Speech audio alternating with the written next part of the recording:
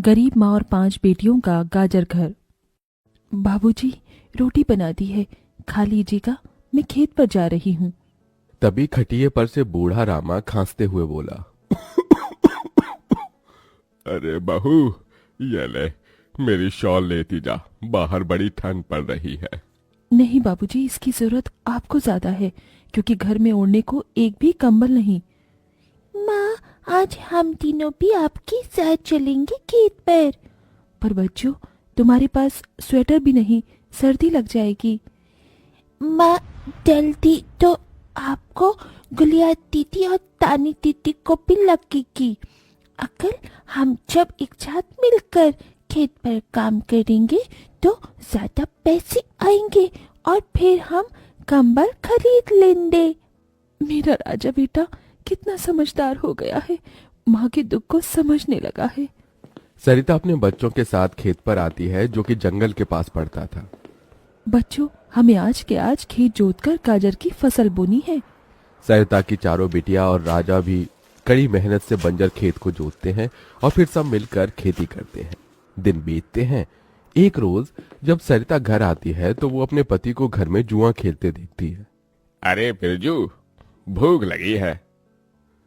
ये ले, दारू 2 घूंट मार ले। अरे खाली दारू, इसके साथ कुछ चखना मिल जाता तो मजा आ जाता। अरे देख बिरजू, तेरी लुगाई आ गई। बिरजू को घर में जुआ खेलते देखकर सरिता बौखला कर बोली, अजी, तुमको शर्म नहीं आती? घर में जुआ खेलते और दारूबाजी करते। तो फिर बोली, अरे जानती नहीं, पति परमेश्वर होता है और पत्नी की जगह पति के पैरों में होती है। चल जल्दी से मेरे लिए अंडा ऑमलेट बना और गरम रोटी भी। तुम्हें अब मुफ्त का खिलाने को राशन नहीं मेरे पास। 6 बच्चे हो गए हैं, जानती भी हो इन सब का पेट कितनी मुश्किल से पाल रही हूँ मैं। तुम्हें तो जिम्मेदारी से मतलब ही नहीं।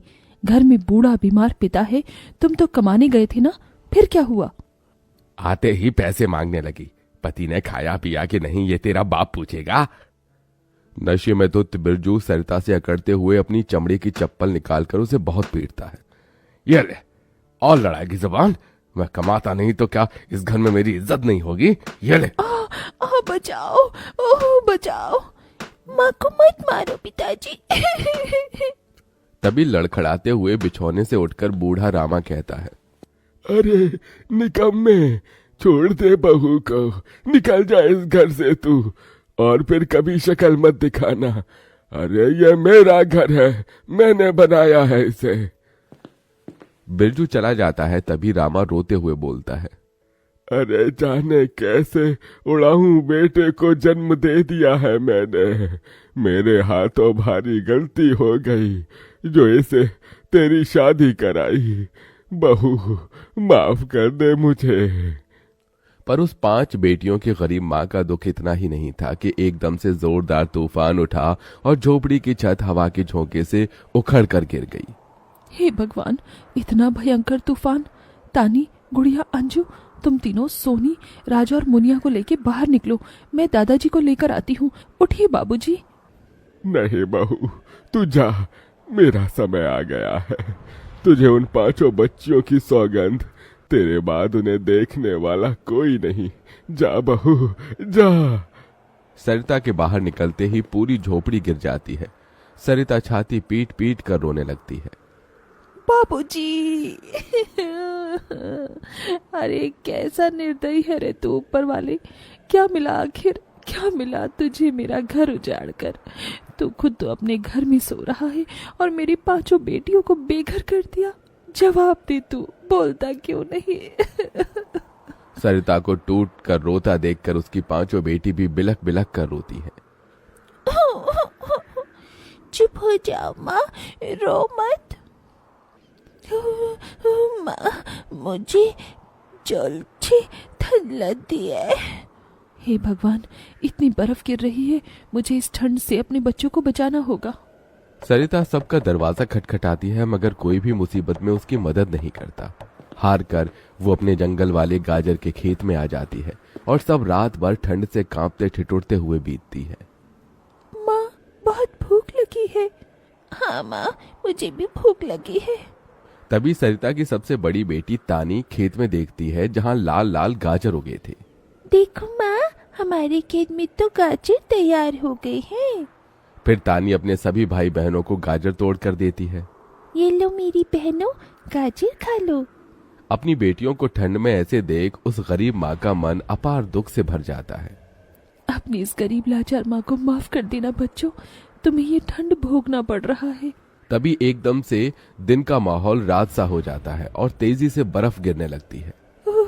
बाप रे बाप, एकदम से इतनी ठंड, ऐसे तो बिना घर के हम बच नहीं पाएंगे। तभी सरिता अपना आंचल उन पर उड़ाती है, मगर बच्चे थरथरा उठते हैं कि एकदम से गुड़िया कहती है, माँ, तानी दीदी, हम अपना घर बना सकते हैं। मगर कैसे बिटिया, हमारे पास पैसे भी तो नहीं। माँ देखो, हमारे खेत में कितने सारे गाजर उगे हैं, हम इसी से अपना घर तैयार करेंगे, पर हम सबको साथ मिलकर मदद करनी होगी। राजा बेटा, जब तक कि हम गाजर घर तैयार नहीं कर लेते, तुझे अपनी छोटी बहनों का ख्याल रखना होगा, रखेगा ना? हाँ माँ, रखूंगा। सरिता आग जलाकर अपने दोनों सबसे छोटे बच्चों को उसके पास बिठा देती है और खुद अपनी चारों बेटियों के साथ उस भयंकर ठंड में गाजर घर बनाने लगती है। अंजू, सोनी, गुड़िया, तुम दोनों मुझे और तानी दीदी को गाजर तोड़ तोड़ कर दो, हम घर बनाते हैं।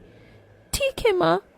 गरीब माँ बेटियां मिलकर गाजर घर बनाती हैं, मगर घर एकदम से ढह जाता है, जिससे सरिता दुखी हो जाती है। कितनी मेहनत से ये गाजर घर बनाया था हमने, मगर सारी मेहनत बेकार चली गई। तभी चारों बेटियां रोते हुए गाकर अपनी माँ को हिम्मत देती हैं। जिंदगी की यही रीत है, हार के बाद ही जीत है, थोड़े आंसू है थोड़ी हंसी, आज गम है तो कल है खुशी, जिंदगी की यही रीत है, हार के बाद ही जीत है। मेरी बच्चियों। रोते हुए सरिता अपनी बेटी को गले से लगा लेती है। वो फिर कोशिश करते हैं, कई बार उनका गाजर घर बिगड़ता है। तभी गुड़िया कहती है, माँ, अगर हम अपना गाजर घर मजबूत बनाने के लिए पहले लकड़ी फट्टे से ढांचा बना लें, तो फिर हमारा गाजर घर नहीं गिरेगा। सब ऐसा ही करते हैं, जिससे उस बार उनका गाजर का घर मजबूत बन जाता है।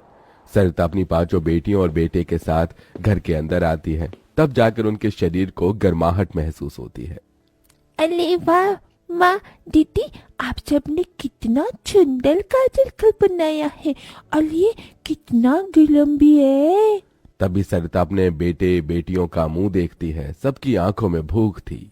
मैं जानती हूँ तुम सबको भूख लगी है ना, अपनी माँ को एक दिन दे दो, मैं कल काम ढूंढ लूंगी। ठीक है, आज हम ये गाजर खाकर सो लेंगे। आप भी खा लो ना माँ, आपने 2 दिन से कुछ नहीं खाया। सोनी अपने नन्हे हाथों से अपनी गरीब माँ को गाजर खिलाती है। अगले दिन सरिता ठंड में इधर से उधर काम ढूंढने भटकती रहती है, मगर कोई उसे काम नहीं देता। इधर अब उसके खेत के गाजर भी खत्म हो गए थे, जिससे उसकी बेटियां भूखी थी और उसकी दुधमुही बेटी भूख से रोई जा रही थी। माँ, मुन्ना को भूख लगी है, उसे खाना चाहिए। छोटे बच्चे खाना नहीं खाते राजा, इसे दूध पीना है।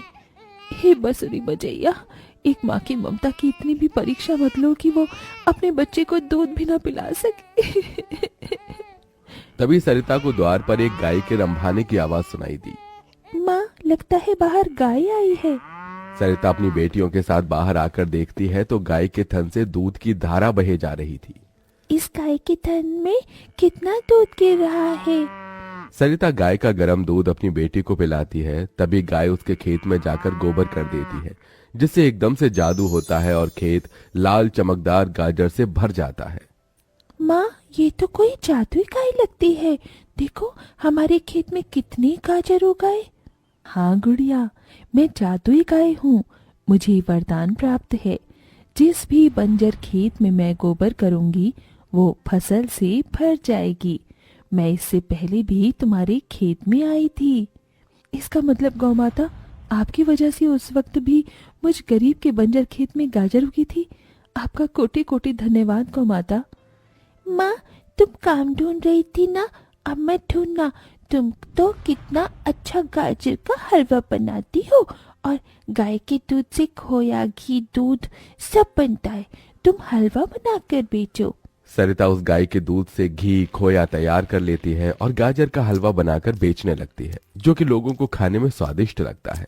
उसकी अच्छी कमाई होती है, जिससे उसकी आर्थिक स्थिति ठीक हो जाती है और वो गाय उसके गाजर घर के बाहर बंधी खेत के गाजर और घर दोनों की पहरेदारी दिया करती।